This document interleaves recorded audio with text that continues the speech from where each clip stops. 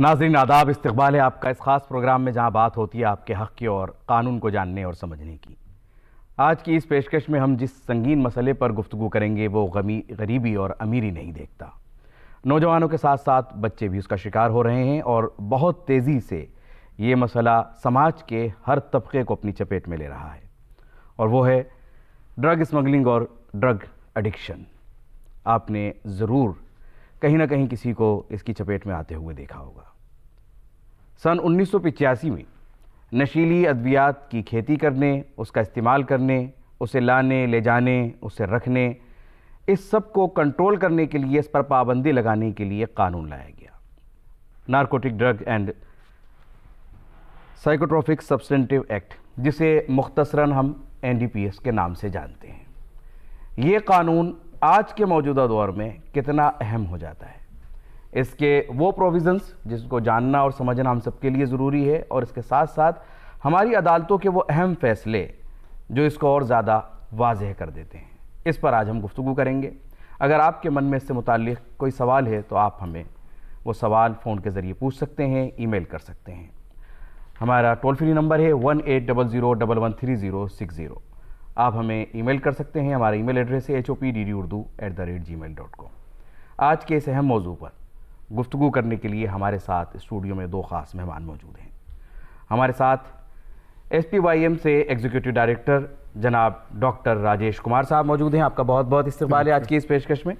और हमारे दूसरे ख़ास मेहमान हैं एडवोकेट सुप्रीम कोर्ट जनाब विक्रांत जी। आपका भी आज की इस पेशकश में हम बहुत बहुत इस्तकबाल करते हैं। आपके अलावा हमारे साथ स्टूडेंट भी मौजूद हैं जिनके सवालों को आज की इस पेशकश में हम शामिल करेंगे। सबसे पहले डॉक्टर राजेश कुमार जी से समझने की कोशिश करेंगे, जानने की कोशिश करेंगे कि जब हम ये नशावर अद्वियात की बात करते हैं, ड्रग्स एडिक्शन की बात करते हैं और इस कानून की बात करते हैं, तो ये कितना अहम और संगीन मुद्दा है आज के वक्त में हमारी पूरी सोसाइटी के लिए, हमारे भारतीय समाज के लिए। थैंक यू, मुझे मौका दिया फिर से आपके यहाँ आने के लिए। लास्ट जो भारत सरकार का जो सर्वे था 2018-19 का, उस सर्वे में लगभग 6 करोड़ लोग ऐसे थे जिनको इलाज की ज़रूरत 2018-19 में है। तो अब आप आज हम 2026 में हैं, तो कितना करीब 6-7 साल 8 साल के आसपास वो समय बीत गया, तो नंबर बढ़ा ही होगा, घटा नहीं होगा। ये 6 करोड़ जो थी ये सब ड्रग एडिक्शन का शिकार, ये जो जिनकी इलाज की ज़रूरत है। सी दो चीज़ें होती है, एक होता है जिसको हम लोग कहते हैं यूज़ करना जी। तो बहुत सारे लोग अल्कोहल यूज़ करते हैं, मगर सारे डिपेंडेंट नहीं होते, सारे अल्कोहलिक नहीं होते हैं। तो ये जो डिपेंडेंट थे जिनको इलाज की ज़रूरत है, ये उनका आंकड़ा है, और ये भारत सरकार का आंकड़ा है, मेरा और आपका नहीं है। तो और ये जो आंकड़ा निकल कर आता है, ये बड़ा बहुत ही साइंटिफिक तरीके से all India institute medical sciences, AIIMS ने और मिनिस्ट्री ऑफ सोशल जस्टिस ने और उनके जितने भी पार्टनर एजेंसीज हैं, उन सब ने मिलकर इसको निकाला था। और ये भारत का पहला इतने बड़े पैमाने पे ये सर्वे हुआ था, और अगला जो नेक्स्ट सर्वे है ये 2026-27 में होने जा रहा है। तो आप अंदाज़ा कीजिए कि 6 करोड़ आबादी, बहुत सारे मुल्कों की आबादी 6 करोड़ नहीं है जितना हमारे यहाँ ड्रग यूज़र का जो डिपेंडेंट है उनका नंबर था। और जब आपका एक अच्छा सवाल था डिपेंडेंट क्या होता है, 3 शब्द समझने का प्रयास कीजिए। एक होता है यूज़, दूसरा होता है हार्मफुल यूज़, और तीसरा जिसको हम लोग एडिक्शन कहते हैं। तो जो लोग, बहुत सारे यंग बच्चे हैं जो अभी एक्सपेरिमेंट में शुरू किया, बट वो डिपेंडेंट नहीं है, और हम लोग डिपेंडेंट की बात कर रहे हैं, तो नंबर बहुत बड़ा है और ये नंबर बढ़ रहा है। दूसरा, जो एवरेज एज पहले जो हुआ करता था नशा शुरू करने का, इनिशिएट करने का, वो 20s में था या 18-19 में था। अब वो घट के 7 साल 8 साल 9 साल पे आ गया। तो आप अंदाज़ा कीजिए कि एक यंग पॉपुलेशन, भारत चूँकि यंग पॉपुलेशन का कंट्री है, यूथ कंट्री है, यंग कंट्री है, तो यहाँ पे अगर ज़्यादा से ज़्यादा लोग, अगर हम उनको प्रोटेक्ट नहीं करेंगे, तो वो फिर इस तरीके के जो डिपेंडेंसी है उस पर बढ़ेंगे, और डिमांड भी बढ़ रहा है। पहले जब 85 में जो कानून आया, उसमें हमारी संस्था SPYM का भी काफ़ी बड़ा रोल रहा। हम लोगों ने करीब 5 लाख सिग्नेचर पूरे कंट्री भर से कलेक्ट कर, उस समय प्राइम मिनिस्टर थे, उनको हम लोगों ने सबमिट किया, और हम लोगों ने काफ़ी उसमें में लॉबिंग की कि जो यंग पॉपुलेशन है उसको ड्रग से बचाया जाए। मगर हम लोगों ने ये रियलाइज़ किया, कानून जब 15 नवंबर को नोटिफाई हो गया, और नोटिफाई होने के बाद हम बड़े खुश थे कि सब सारा प्रॉब्लम अब सॉल्व हो गया, क्योंकि सप्लाई अब घट जाएगा और जो लोग, और ये हिंदुस्तान का आपको विक्रम जी बताएंगे कि इससे ज़्यादा कठिन और डिफ़िकल्ट कानून शायद कोई हो जी। और यहाँ पे जो पकड़ा जाता है उसकी जिम्मेवारी है उसको प्रूव करना कि मैंने ये गलत काम नहीं किया है। तो हम लोग बड़े खुश थे कि सारा प्रॉब्लम सॉल्व हो जाएगा, मगर जैसे जैसे दिन बीतता गया, समय लगा कि नहीं, ये चीज़ें रिजॉल्व नहीं हो रही हैं, चीज़ें ठीक नहीं हो रही हैं, और ज़्यादा से ज़्यादा लोग, पॉपुलेशन जो यंग पॉपुलेशन था वो इसका दुरुपयोग करने लग गया। और आज स्थिति बहुत ही गंभीर है, चैलेंजिंग है। इसको हमारे ऑनरेबल प्राइम मिनिस्टर ने भी बोला है, होम मिनिस्टर ने भी बार बार कहा है, और उन दोनों ने इसको अपने एजेंडा के टॉप 5 एजेंडा का एक पार्ट बनाया हुआ है। तो आप अंदाज़ा कीजिए कि मतलब सरकार के स्तर पे ये बहुत इम्पॉर्टेंट एस्पेक्ट है। समाज के लिए, समाज बिखर जाएगा। आप देखिए अमेरिका की हालत क्या है, उनके लिए भी नंबर 1 चैलेंज है। अभी जो कॉन्फ्लिक्ट हो रहा है मैं उसकी बात नहीं कर रहा हूँ, बट उनके लिए भी नंबर 1 चैलेंज है। एक सामाजिक मुद्दा तो अपनी जगह बहुत बड़ा नहीं, फेंटेनिल के कारण उन्होंने अभी उठाया भी है एक कंट्री के प्रेसिडेंट को। जी हाँ, ये जाहिर सी बात है कि इसकी गंभीरता की तरफ भी इशारा करता है, और बाकी मुद्दे अलग भी हो सकते हैं। अब विक्रांत जी की तरफ मैं जाना चाहूँगा कि आपका भी इस तरह के मामला से एक तजुर्बा रहा है। इस तरह के केसेस जब आते हैं अदालतों में तो ये नज़ीर बनते हैं, और इनसे जब साबका होता है तब भय मालूम होता है। जब हम इस कानून की बात करते हैं विक्रांत जी, कितना आपको ये असरअंदाज होने वाला कानून नज़र आता है कि कितना अहम है, और इसके दोनों लफ्ज़ जो अपने आप में पूरा इसको करते हैं कि जहां हम नार्कोटिक ड्रग की बात करते हैं और साइकोट्रोपिक सब्सटेंटिव्स की बात करते हैं, आखिर इनको भी अगर हम समझें तो इन 2 लफ्ज़ों को जो मिलाया गया, इसका क्या वजह है और इसके क्या मीनिंग है, इसकी डेफिनेशन को अगर हम समझें। देखिए, ये जो एक्ट है narcotics and psychotropic drugs act, ये 1985 में हमारे यहाँ पे विद इफेक्ट में आई थी। इससे पहले हमारे यहाँ पे 3 एक्ट्स थी प्रायर टू इंडिपेंडेंस। 1857 के अंदर एक ओपीएम एक्ट होती थी, उसके बाद 78 में एक एक्ट आई, 1930 में एक डेंजरस ड्रग्स एक्ट आई, उसके बाद बहुत सारी कन्वेंशंस हुई इंटरनेशनली जहाँ पे ये रिकग्नाइज किया गया कि इस तरह का मुद्दा है, बच्चे हमारे अट्रैक्ट हो रहे हैं और तकलीफ़ ये एक्चुअल जेन्युइन है, जिसके कारण एक 61 के अंदर कन्वेंशन हुई, 71 में कन्वेंशन हुई, फिर उसके बाद 88 में कन्वेंशन हुई। हमने उन कन्वेंशंस को एक्सीड किया और 85 में एक्ट आई। इस एक्ट का नाम है narcotics and psychotropic drugs act. ये 2 बाइफर्केशंस हैं। पहला बाइफर्केशंस है नार्कोटिक्स। नार्कोटिक्स आता है लैटिन वर्ड नार्कोस से, जिसका मतलब होता है नींद। हालांकि इस एक्ट के अंदर नींद का रेफरेंस डायरेक्ट नहीं है, मगर डायरेक्ट रेफरेंस ना होने के बावजूद ये वर्ड रखा गया है। दूसरा रेफरेंस है साइकोसिस। साइकोसिस है जहाँ पे आपके दिमाग के साथ में खेला जाए। अगर कोई भी ऐसा ड्रग है जो आपके दिमाग के साथ में खेलता है, या कोई ड्रग है जो आपको इंटॉक्सिकेटेड हालत के अंदर डाल देता है, जहाँ पे आप अपना खुद का वजूद नहीं रख पाते हो, ये दोनों तरह से अगर किसी भी तरह से आपको ड्रग करा जाए तो ये इस एक्ट के अंडर आएगा। स्मॉल क्वांटिटी, लार्ज क्वांटिटी, ये अलग अलग तरह से बाइफिकेट करी हुई है। कंजम्पशन भी इसका क्राइम है, इसका पोजेशन भी क्राइम है, और इसकी डिलीवरी भी क्राइम है, इसकी बेच खरीद फरोख्त भी क्राइम है। ये सारा क्राइम है। और आज तक तकरीबन कंसेंसस के हिसाब से, स्टैटिस्टिक्स के हिसाब से, हर साल तकरीबन 10 लाख नए केस पैदा होते हैं जो एक्चुअल कोर्ट तक आ पाते हैं। बहुत सारे ऐसे केसेस हैं जो कोर्ट तक आ ही नहीं पाते। रिसेंट टाइम्स के अंदर जो हमने देखा है कि बच्चे जब पकड़े जाते हैं, बहुत सारे बच्चे चले जाते हैं, उनका पूरा करियर एट स्टेक होता है। कोर्ट भी ये चीज़ें रिकग्नाइज करती है कि छोटे बच्चे हैं, ये अट्रैक्ट हो रहे हैं। जैसे साहब ने कहा कि बच्चों को इस टाइम पे रोकना ज़रूरी है, बजाय उनको सज़ा दी जाए। इसके लिए सेक्शन 61 भी हमारी एक्ट के अंदर लगाया गया, जहाँ पे कानून ने कहा कि जितने हम रिस्पॉन्सिबिलिटी दे सकते हैं उतनी भी दीजिए।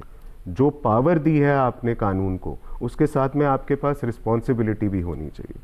तो this is the bifurcation narcotics और साइकोट्रोपिक ड्रग्स का। बहुत अच्छी तरीके से आपने इसको समझाया, और मुझे लगता है जो उस वक्त व्यूअर्स हमारा प्रोग्राम देख रहे हैं उन्होंने भी इसको जाना और समझा होगा। और हमने इस कानून को राजेश जी 1985 में हम लेकर के आए और अब देखा जाए तो ये एक लंबा अरसा बीत चुका है। प्रॉब्लम यानी कि जो मसला है वो कितना गंभीर हुआ, और जिस तरीके से आपने प्रोग्राम के आगाज़ में बताया कि पहले हम यूथ को माना करते थे कि इसका शिकार हो रहा है, और अब वो जो परेशानी है और वो जो आदत बन रही है वो बच्चों की तरफ आ रही है। तो ये कानून क्या अभी भी आप मानते हैं कि हमारा अभी कानून से और मज़ीद इसको बढ़ा करने की या इसको और अमेंड करने की ज़रूरत है, इसके अंदर और सख्ती बरती जाए, या किस तरह से हम अपने यूथ के साथ साथ अब बच्चों को सेव कर सकते हैं? मैं थोड़ा सा डिफ़र करूंगा। कानून बहुत बहुत मजबूत है, और मैं आपको एक एग्जांपल देता हूं। पंजाब में, ये पंजाब सरकार के प्रिजन डिपार्टमेंट का डेटा है, लगभग 47%, ये जुलाई का डेटा है, 47% लोग जो पंजाब के प्रिजन्स में जो बंद थे वो ड्रग रिलेटेड इश्यूज़ के कारण थे। आप पूरे के पूरे आप सोचिए ना, 47%, ऑलमोस्ट आधा पॉपुलेशन जो प्रिजन में है वो ड्रग के कारण है। मगर क्या पंजाब में ड्रग का प्रॉब्लम सॉल्व हो गया? क्या पंजाब में ड्रग का प्रॉब्लम रिड्यूस हुआ? क्या पंजाब में अधिक से अधिक लोग क्या ट्रीटमेंट में जाने लगे? ये एक डिबेट का इशू है। लगभग 1 लाख लोग, एवरेज जो NCBRB का जो डेटा है, लगभग 1 लाख लोग इस देश में ड्रग रिलेटेड इश्यूज़ के लिए अरेस्ट होते हैं, और कन्विक्शन कितना होता है? 30% के आसपास।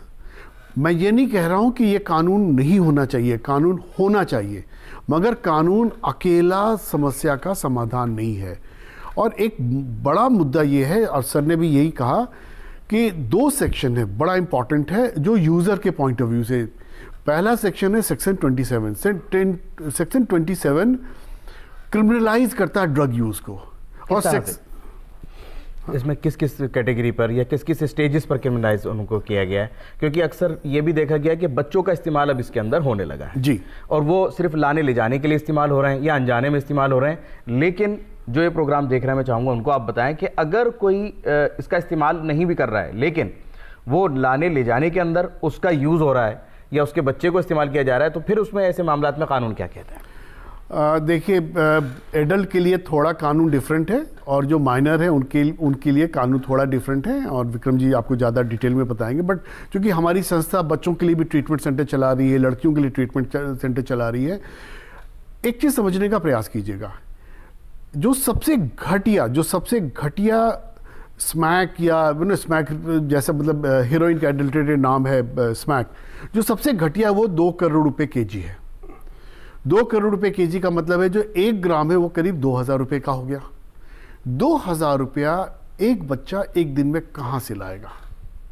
तो वो क्या करता है, पहले उसका फ्रेंड उसको ड्रग यूज़र बनाता है और 1/4 ग्राम से भी नीचे देता है। धीरे धीरे वो बच्चा डिपेंडेंट हो जाता है इस पर्टिकुलर सब्सटेंस के ऊपर, और वो फिर उसको बताया जाता है कि साहब वहाँ से आप जाके 4 ग्राम लेकर आ जाओ।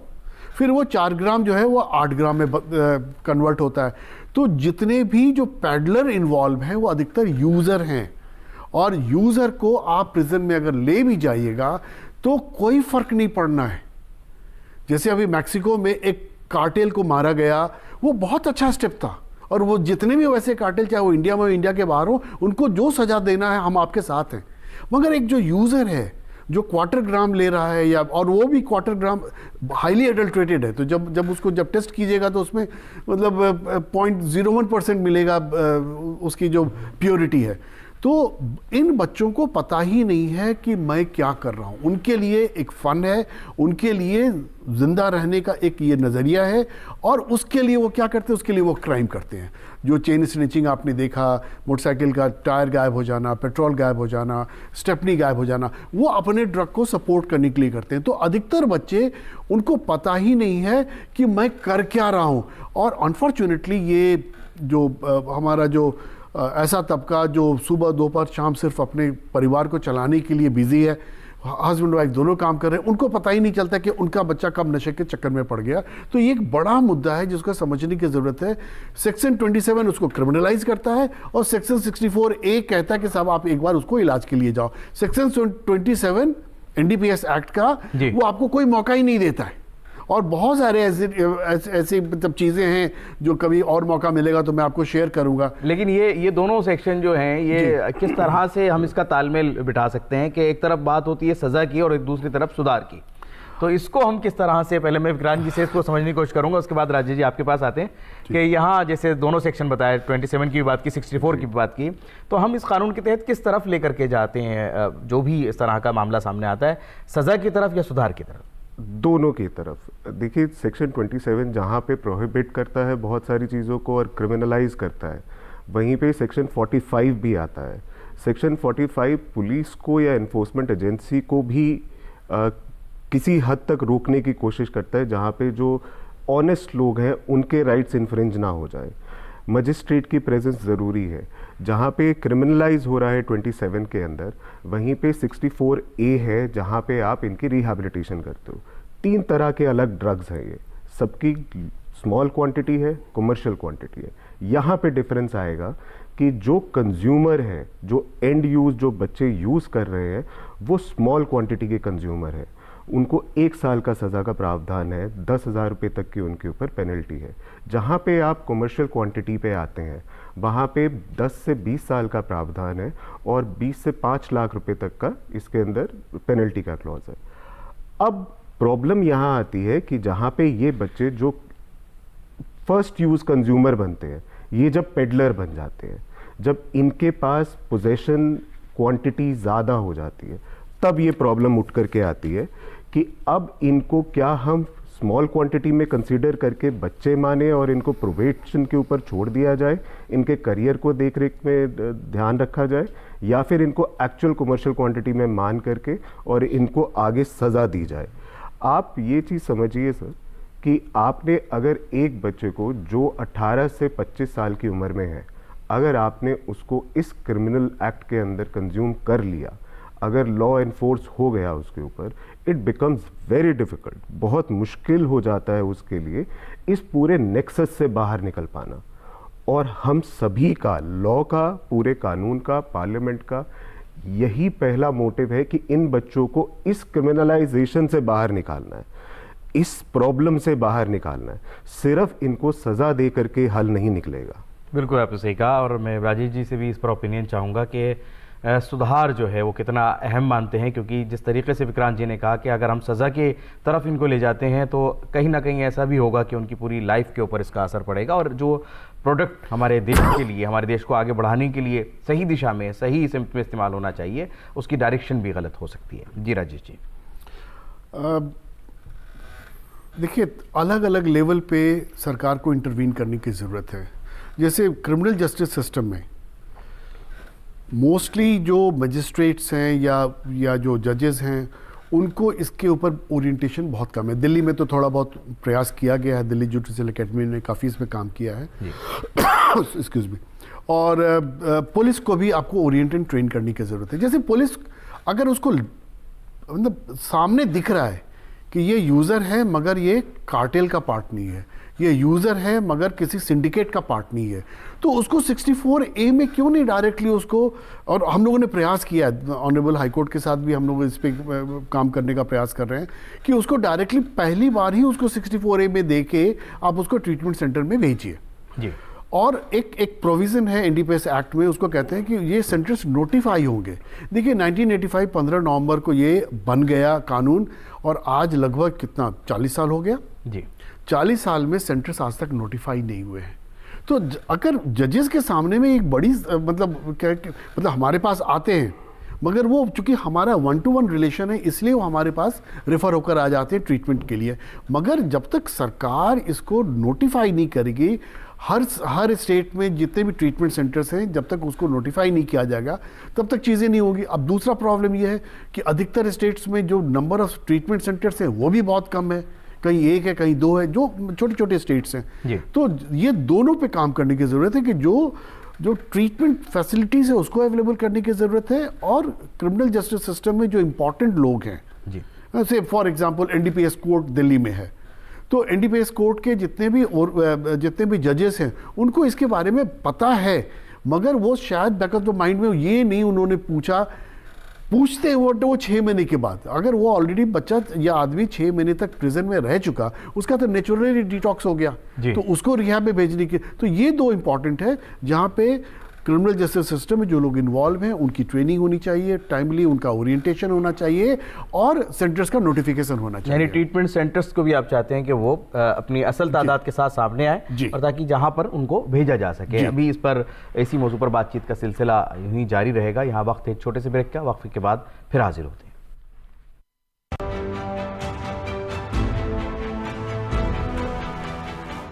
दिल्ली राज्य विधिक सेवाएं प्राधिकरण कानूनी पहलुओं पर सलाह देकर और पात्र व्यक्ति को वकील नियुक्त करके मुफ्त और सक्षम कानूनी सेवाएं प्रदान करता है।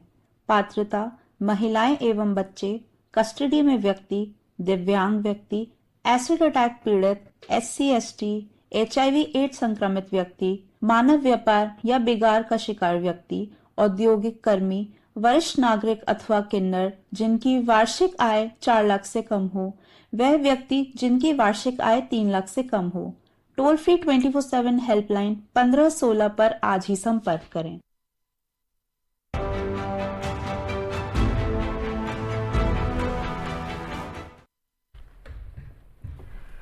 ब्रेक के बाद एक बार फिर आपका इस्तकबाल है इस खास प्रोग्राम में जिसका नाम है अपना मुल्क अपना आइन, और आज हम बात कर रहे हैं NDPS एक्ट 1985 की। आपकी नज़र में अगर कोई आपका जान पहचान का या कोई अपना कहीं कोई नशे का शिकार है तो आज की ये पेशकश आपके लिए भी बहुत अहम हो जाती है, क्योंकि इस कानून का जानना और समझना हम सब के लिए ज़रूरी है। अब एक अहम मुद्दा ये भी समझने की कोशिश करेंगे, जिस तरीके से ब्रेक में जाने से पहले विक्रांत जी ने हमें समझाया कि इसके अंदर जो मात्रा है, जो मिक़दार है, उसके ऊपर जो है वो सज़ा बदल जाती है। लेकिन विक्रांत जी एक मसला और भी आता है कि हमने जब खाने में मिलावट हुई तो हमने फूड अडल्ट्रेशन का एक कानून हम ले आए जी, लेकिन जब ड्रग्स के अंदर मिलावट सामने आने लगे तो अब जो उसकी मात्रा है या जो भी उसकी मिक़दार है, उसके अंदर मिलावट कितनी है और उसके बाद वो उसकी मिक़दार कितनी हो जाती है, क्या इसका भी सज़र पर असर पड़ता है और इसमें किस तरह से कानून ने जो है वो हल निकाले? देखिए, ये वाला कंटेक्स्ट बहुत बार इंटरनेशनल कोर्ट्स के अंदर उठा और यूके के अंदर, लंदन कोर्ट के अंदर ये बहुत बार उठा, जिसके अंदर जो सुप्रीम कोर्ट हैं उन्होंने, यूएस की सुप्रीम कोर्ट ने भी और यूके सुप्रीम कोर्ट ने भी ये हेल्ड किया कि अगर कोई भी नेचुरल सब्सटेंस है तो वो साइकोट्रोपिक या नारकोटिक्स के अंदर नहीं आएगा। प्लस उसके बाद में जो कॉन्सेंट्रेशन है ड्रग्स की, जो एक्चुअल फाइबर है, क्योंकि मिलावट होती है, आप डायरेक्ट ड्रग कंज्यूम नहीं कर सकते, तो जो कॉन्सेंट्रेशन है वो अगर अलग हो गई है तो आपको ओरिजिनल कॉन्सेंट्रेशन के ऊपर ही जाना पड़ेगा। आप बाद की कॉन्सेंट्रेशन पे नहीं जाएंगे तो वो जो क्वांटिटी है वो घट जाएगी। कनेडियन गवर्नमेंट ने जब ये मुद्दा उठाया और कोर्ट्स के पास में गया तो कोर्ट ने ये फाइनली कंसीडर करके, कन्वेंशन के अंदर भी ये कंटेक्स्ट उठा कि इससे फ़र्क नहीं पड़ेगा कि कॉन्सेंट्रेशन कितनी है। अगर कॉन्सेंट्रेशन है, अगर ड्रग है, तो वो ड्रग ही कंसिडर होगा और वो इस कन्वेंशन के अंडर आएगा और वो एक्ट के अंदर क्रिमिनलाइज होगा। तो अब क्वांटिटी ज़्यादा हो, क्वांटिटी कम हो, उससे फ़र्क नहीं पड़ेगा। कॉन्सेंट्रेशन ज़्यादा हो, कॉन्सेंट्रेशन कम हो, उससे फ़र्क नहीं पड़ेगा। आपकी मिलावट ज़्यादा हो, मिलावट कम हो, उससे फ़र्क नहीं पड़ेगा। आप कंज्यूम कर रहे हो या पोजेशन में हो, उससे फ़र्क पड़ेगा। हमको ये वाला जो प्रॉब्लम है इसको जड़ से ख़त्म करना है। इसके लिए मिलावट असर नहीं करेगी, इसके लिए आपको इसको जड़ से ही ख़त्म करना पड़ेगा।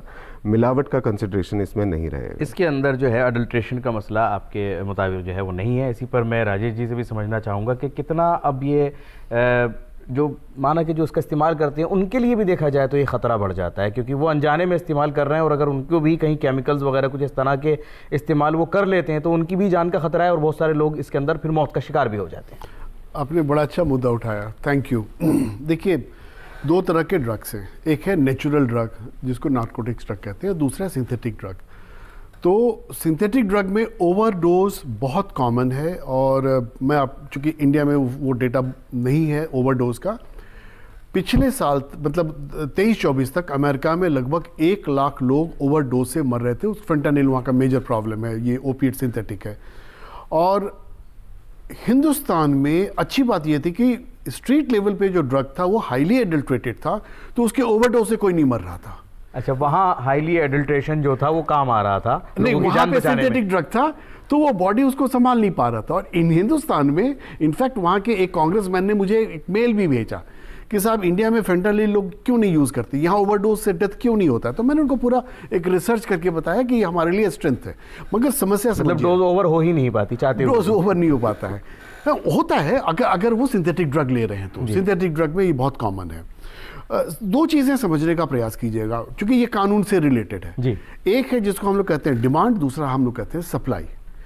अगर डिमांड है तो सप्लाई आएगा। और दुनिया में सबसे unfortunately the best example is USA. देखिए यूएसए का सिस्टम बहुत अच्छा है, उन्होंने जो बेस्ट हो सकता है, इंटेलिजेंस है, इन्फोर्समेंट है, पॉलिटिकल कमिटमेंट है, सब कुछ है, मगर वहाँ पे आम लोगों को ये जो ड्रग है सप्लाई हो रहा है, अवेलेबल हो रहा है।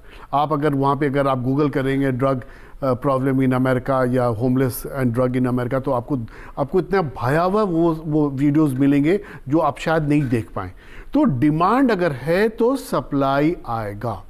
और अनफॉर्चुनेटली हिंदुस्तान में बहुत लोग गरीब हैं, वो छोटे छोटे कंसिडरेशंस के लिए, छोटे छोटे पैसे के लिए, उनको नहीं मालूम इस पैकेट में क्या है, वो उसको एक जगह से दूसरी जगह ले जाने के लिए तैयार है। और ड्रग यूज़र तो हर हमेशा तैयार है, क्योंकि अगर उसको पैसा नहीं मिलेगा तो नहीं करेगा। तो फोकस ये होना चाहिए एनडीपीएस एक्ट में, और ये दोनों की बात करता है, डिमांड की भी बात करता है, सप्लाई की भी बात करता है। तो डिमांड रिडक्शन सबसे इम्पॉर्टेंट है। और देखिए 1971 में अमेरिका ने वॉर ऑन ड्रग, वहाँ पे रिचर्ड निक्सन हुआ करते थे प्रेसिडेंट, उन्होंने वॉर ऑन ड्रग 71 में शुरू किया। और आज हम 2026 में अमेरिका मतलब बहुत ही लाचार है। हिंदुस्तान को उससे सीखना चाहिए, हमें वो सीखना चाहिए कि हमारा जो फैमिली स्ट्रक्चर है, हमारा जो फैमिली सिस्टम है, हमारा जो स्कूल सिस्टम में इंगेजमेंट इन्वॉल्वमेंट टीचर्स का है, पेरेंट्स का है, उसको स्ट्रेंथन करने की ज़रूरत है। और करना क्या है, बहुत सिंपल है, जो बच्चे नशा नहीं कर रहे हैं हमें उनको बचाना है। और 99% बच्चे नशा नहीं कर रहे हैं और एक्सपेरिमेंट भी नहीं कर रहे हैं। ये हमारा भी आंकड़ा SPYM का आंकड़ा है और गवर्नमेंट ऑफ इंडिया का भी आंकड़ा यही कहता है।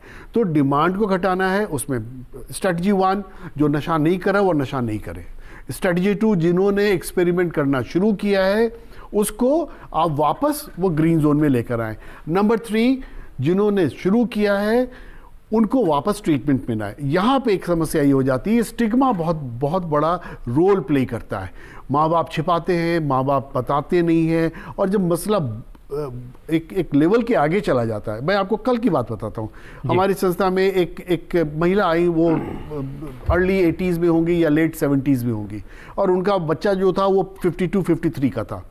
जब मैं बच्चा कहता, ये भी बहुत कमी केसेस मिलते हैं इस तरह के बच्चा जब 52 या 50 साल का, 52 साल का हो, और वो बच्चा अभी भी इलाज के लिए तैयार नहीं था, और माँ बहुत दुखी थी, रो रही थी। और उनके हस्बैंड एक मतलब नेवल में बहुत सीनियर पोजीशंस पे थे, वहाँ से रिटायर किए। तो उस आदमी को मैंने कहा हम कितने किस्मत वाले हैं कि इस उम्र में जहाँ आपको अपनी माँ का केयर करना चाहिए, माँ का देखभाल करना चाहिए, माँ तुम्हारा देखभाल करती है। So that is our strength, that is the strength of this country. Prevention में भी उनका रोल होना चाहिए, अर्ली जो इंटरवेंशन है उस पर रोल होना चाहिए, ट्रीटमेंट में। बट इन तीनों के लिए जो सबसे इम्पॉर्टेंट है, हम सब समाज के लोग स्टिग्मा को एड्रेस करें, और स्टिग्मा को अगर एड्रेस नहीं करेंगे तो लोग खुलकर बाहर नहीं आएंगे। मैं एक और बात बताऊं बिफोर आप दुनिया में एकमात्र बीमारी है, नशे की बीमारी आप कह लें, एकमात्र बीमारी है जिसके लिए लोगों को जेल जाना पड़ता है।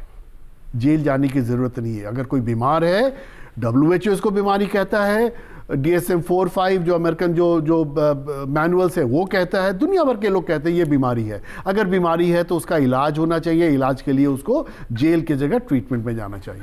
बहुत खूब, और ये बहुत ज़रूरी हो जाता है ख़ासतौर से तमाम पेरेंट्स के लिए। इस तरीके से आपने रोशनी डाली इस मुद्दे के ऊपर कि जो बच्चे अभी तक इसका शिकार नहीं हुए या इसकी तरफ नहीं गए, उनको रोकना जो है ये हमारी प्रायोरिटी होनी चाहिए। उसके बाद अगर कुछ इसका शिकार हो रहे हैं या इसकी आदत में पढ़ रहे हैं, तो वो क्या कुछ करें, इस पर भी हम डॉक्टर राजेश जी से बात करने की कोशिश करेंगे और जानेंगे कि किस तरह से उनके लिए भी रास्ते हैं वो कुछ कर सकते हैं। विक्रांत जी, ये एक गंभीर मसला बनता जा रहा है और इसके ऊपर जैसे अभी राजेश जी ने कहा कि हमारी सरकार जो है वो बहुत गंभीर इसके ऊपर विचार कर रही है और वो संजीदा है इसको लेकर के। हमारी अदालतों ने इसके ऊपर किस तरह के फैसले दिए और हमारी अदालतें इन मैटर्स को लेकर के, इस तरह के मामलात को लेकर के क्या रुख इख्तियार कर रही हैं, किस तरह के फैसले दे रही हैं और कितनी संजीदा हैं? कोर्ट्स बहुत संजीदा हैं इस बात पे। कोर्ट्स ये समझती हैं कि बच्चे जब अट्रैक्ट होते हैं वो किस कारण से हो रहे हैं। ये एक बहुत बड़ी प्रॉब्लम इसलिए भी है कि सोशल मीडिया का इतना ज़्यादा इंटरफेरेंस हो गया है बच्चों की ज़िंदगियों के अंदर कि आज से 20 साल पहले आप देखें सोशल मीडिया इतना एक्टिव नहीं था। अब आप गाने देखेंगे, मूवीज़ देखेंगे, सिगरेट, शराब और ड्रग्स इतने एडिक्वेटली अवेलेबिलिटी दिखाई जाती है वहाँ पे कि बच्चे जनरली अट्रैक्ट होते हैं। सिर्फ एक मार्किंग नीचे डिस्क्लेमर दे देने से कि cigarette smoking is injurious to health, that will probably not help, वो इतनी मदद नहीं करता जितना वो फ्लैम्बॉयंट दिखता है। जब हीरो उस सिगरेट को लाइट करके स्मोक करता है तो बहुत चार्मिंग दिखता है और बच्चे उस वजह से सिगरेट से शुरू होकर के शराब तक आते हैं, शराब से शुरू होकर के ड्रग्स तक आते हैं। तो कोर्ट्स में जब भी ऐसा मामला जाता है और बच्चे अगर जुवेनाइल हैं, अगर 18 साल से कम उम्र के हैं, तो वो जुवेनाइल जस्टिस बोर्ड के अंदर भेज दिए जाते हैं इमीडिएटली। कोर्ट में ट्रायल नहीं होता। कानून यहाँ तक संजीदा है कि 18 साल से कम उम्र का अगर कोई बच्चा है तो वो उसको पुलिस अरेस्ट भी नहीं करेगी कभी, वो जाएगा ही रिहैबिलिटेशन बोर्ड के अंदर। अब कोई बच्चा जो 18 साल से ऊपर का हो गया है, मान लीजिए उसी दिन हुआ है या 25 साल की उम्र तक का है, उसकी भी उम्र उतनी ही एडोलेसेंट है, उसको भी अपने भले बुरे का अभी समझ नहीं है, वो अट्रैक्ट हो चुका है, वो आगे बढ़ रहा है। अब कोर्ट्स इसके अंदर बहुत केयरफुली इस चीज़ को डील करती है कि वो वहाँ तक कैसे पहुँचे, सर्कमस्टांस क्या था। तो सर्कमस्टांशियल एविडेंस इसमें बहुत इंपॉर्टेंट हो जाता है। कोर्ट्स बार बार कोशिश करती हैं चार्जशीट के टाइम पे पुलिस को रेकमेंड करने में कि आप जो मेन किंग पिंग है, जो एक्चुअल पेडलर्स हैं, जो एक्चुअल इसके डिस्ट्रीब्यूटर्स हैं, जो होलसेलर्स हैं, आप उनके तक पहुंचिए। कानून इस तरह का बना हुआ है कि आप उन तक जा सकते हैं। पुलिसिंग हमको बहुत स्ट्रॉन्ग अब करनी होगी। It is very very high time कि अब एनफोर्समेंट एजेंसीज उन लोगों तक जाए जो एक्चुअल में ये काम कर रहे हैं, ना कि उन लोगों पे जिनसे ये काम करवाया जा रहा है। वो विक्टिम है, जो इनोसेंट बच्चे हैं, जो स्मॉल क्वांटिटीज़ में है या लेस देन कमर्शियल क्वांटिटीज़ में है, वो एक्चुअल में विक्टिम है और वो क्रिमिनल नहीं है। ये बात हमको भी समझनी ज़रूरी है, पब्लिक एट लार्ज को, और कोर्ट्स इस बात को समझती हैं। तो कोर्ट्स जनरली सज़ा ना दे करके, हालांकि कोर्ट सज़ा दे रही हैं, मगर कोर्ट सज़ा ना दे करके प्रोबेशन पे रिहैबिलिटेशन होम्स में भेजती हैं। बट एज सर सेड कि रिहैबिलिटेशन होम्स गवर्नमेंट एडेड बहुत कम है और वो ना होने की वजह से इट बिकम्स वेरी डिफ़िकल्ट।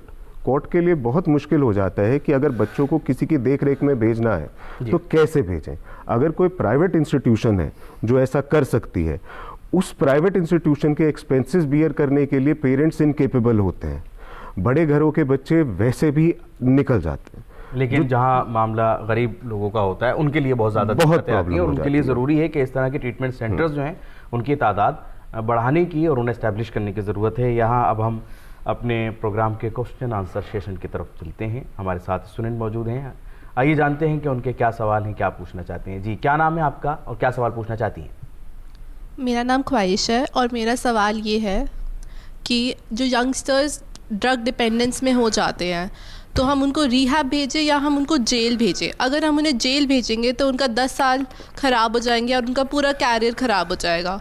तो इसके लिए हमारी जो गवर्नमेंट है वो क्या करेगी?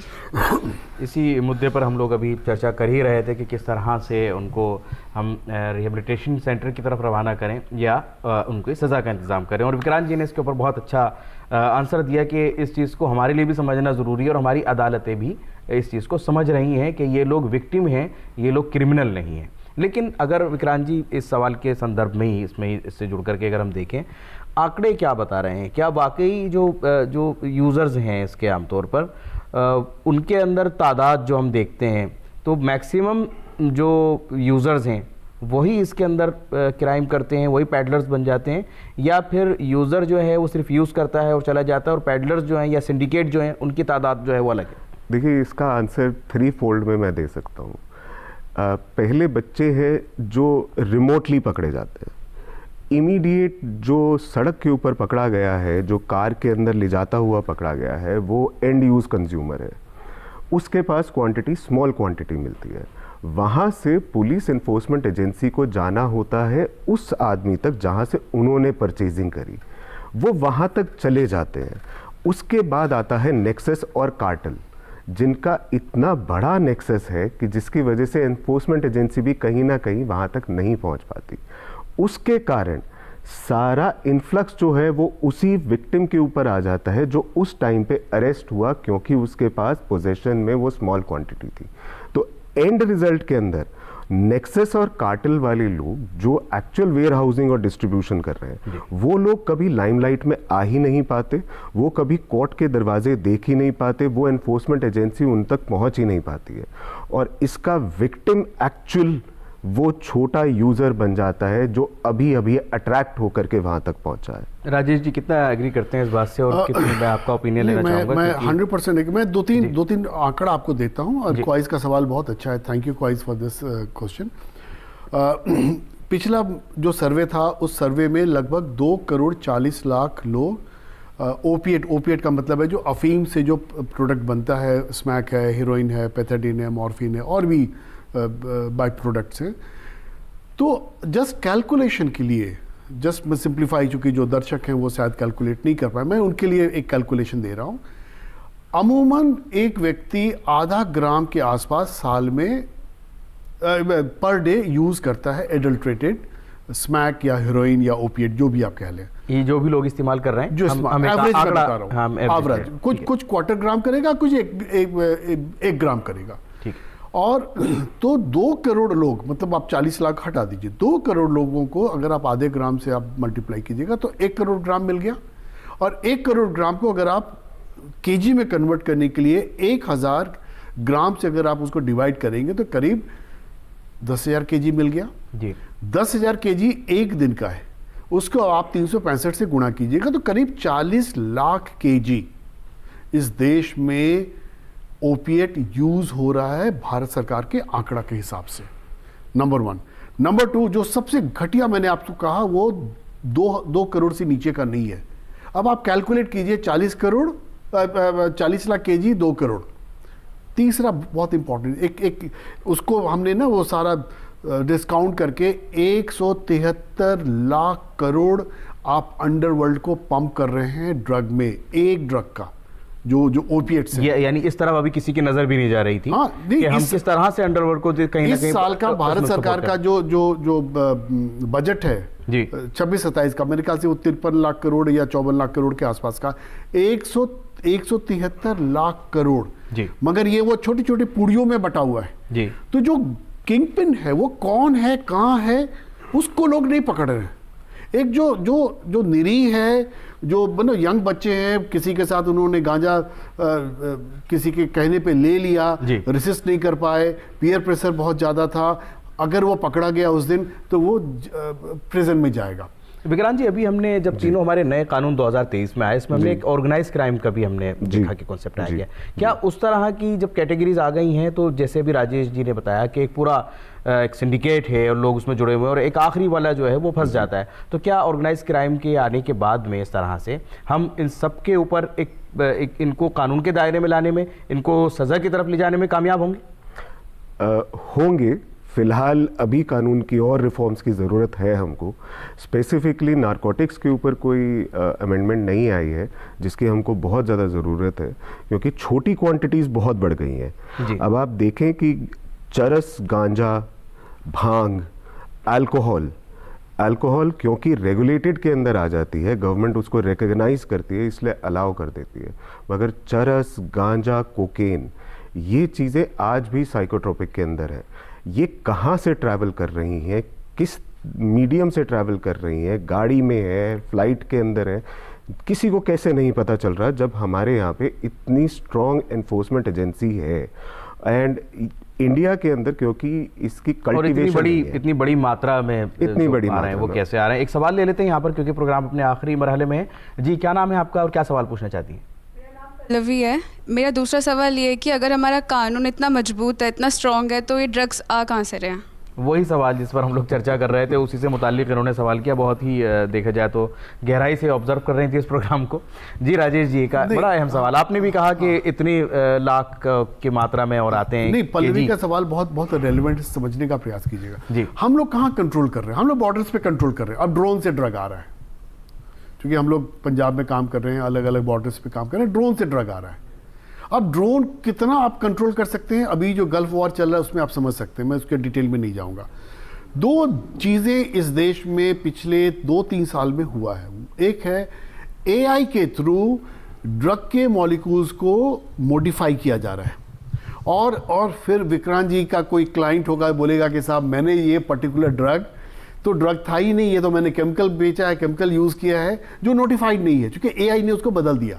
और ये हम सब के लिए बहुत बड़ी समस्या है। और दूसरा, अब मैं किसी कुरियर कंपनी का नाम नहीं लूँगा जो खाना सप्लाई कर रहे हैं, जो 10 मिनट में जो घरों पे आइटम सप्लाई कर रहे हैं, अब उसके थ्रू हो रहा है। पुलिस को भी पता है, सिस्टम को पता है। लंबी कहानी का छोटा सा एक कंक्लूजन ये है, डिमांड घटाइए, इन सब पे काम करना है, जरूर काम कीजिए, मैं मना नहीं कर रहा हूँ। कोर्ट अपना काम करेगा, पुलिस अपना काम करेगी, सिस्टम अपना, मगर नया बच्चा नशा नहीं ले, उस पे फोकस करने की ज़रूरत है। भारत सरकार ने बहुत अच्छा एक मॉड्यूल हम लोगों ने डेवलप किया भारत सरकार के लिए, उसका नाम है नवचेतना। क्या हम साल में 1 घंटा एक बच्चे को वो लाइफ स्किल दे सकते हैं जिससे वो पीयर प्रेशर से बच सके, वो अपने आप को उन दोस्तों के दबाव से अपने आप को बचा सके? यही एकमात्र तरीका, और कोई तरीका नहीं है। और कोई तरीका नहीं है। और अभी हमने तमाम तरीकों पे बातचीत भी की। एक आखिरी सवाल और लेते हैं, इसके बाद फिर हम प्रोग्राम को मुकम्मल करेंगे। जी, क्या सवाल पूछना चाहती? मैं पूछना चाहती हूँ कि इतने लोग रिहैब में जाते हैं, लेकिन उसके बाद बाहर आते ही वो लोग रिलैप्स हो जाते हैं, तो इस रिलैप्स से बस प्रिवेंट होने का कोई तरीका है? और इतने लोग रिलैप्स क्यों हो रहे हैं? जी, बड़ा अहम सवाल है राजेश जी। अच्छा, मेरे और लिए ओके। ये अक्सर हुआ है, हम लोगों ने देखा है इसको। देखिए, ट्रीटमेंट का 4 स्टेज होता है। पहला स्टेज होता है जिसको हम लोग कहते हैं मोटिवेशनल स्टेज।